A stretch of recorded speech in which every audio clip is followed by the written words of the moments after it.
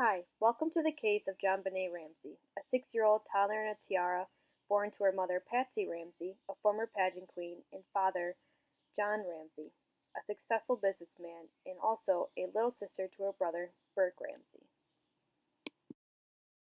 In the early morning of December 26, 1996, JonBenet was reported kidnapped by her mother due to a ransom note that was left on the stairs in the Ramsey home.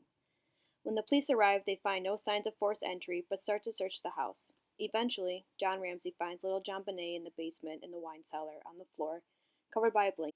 Those are the facts that happened that morning, but now this is when the investigation turns to a mystery. Some believe this was a kidnapping gone wrong.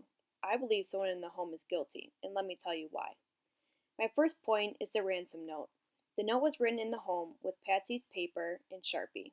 It was 3 pages long, which makes you think, who has the time to write a 3-page letter after they've just murdered a 6-year-old and is still in the house they broke into? The length makes it seem that they didn't have to rush to get out of the home, that the murder must have already taken place. The note also demands $118,000 in ransom money. This is a family that has millions. Why ask for only $118,000? Well, in coincidence, John Ramsey had just received a $118,000 bonus from his job. What kidnapper from a small foreign faction has, as the note said, could possibly know that exact number? This is why I suspect someone in the home wrote this note. So far, the ransom note is fishy. Then we learned her body was in the house the whole time, and it's extremely odd no one heard or saw anything. The next step was to take DNA samples from JonBenet's clothing.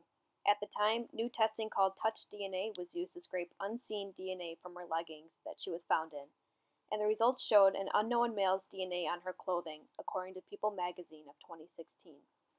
This bit of information was enough to persuade the Boulder District Attorney, Mary Lacey, that no one in the Ramsey family was responsible for the murder of their daughter, and she prematurely exonerated the whole family in 2008.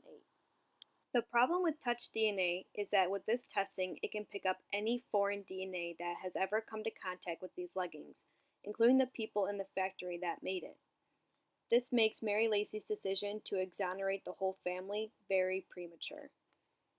The third reason I believe the Ramsey family is guilty is because of all the contamination of the crime scene.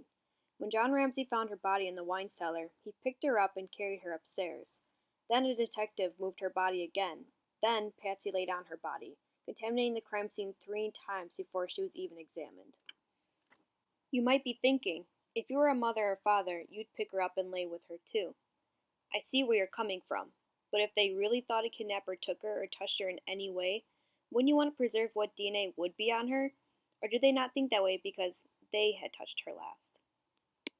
Here's what I think that happened that night. I think something went horribly wrong inside that house, and in order to protect themselves and their son Burke, they had created this illusion someone kidnapped and murdered her in their home.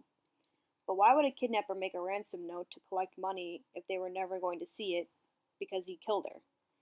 Well, much of this case doesn't make much sense. That's why I encourage you to make your own decision. Was it a cover-up by the Ramseys? Or was it someone who successfully climbed into the house, murdered her, and hasn't been caught for 20 years? You decide.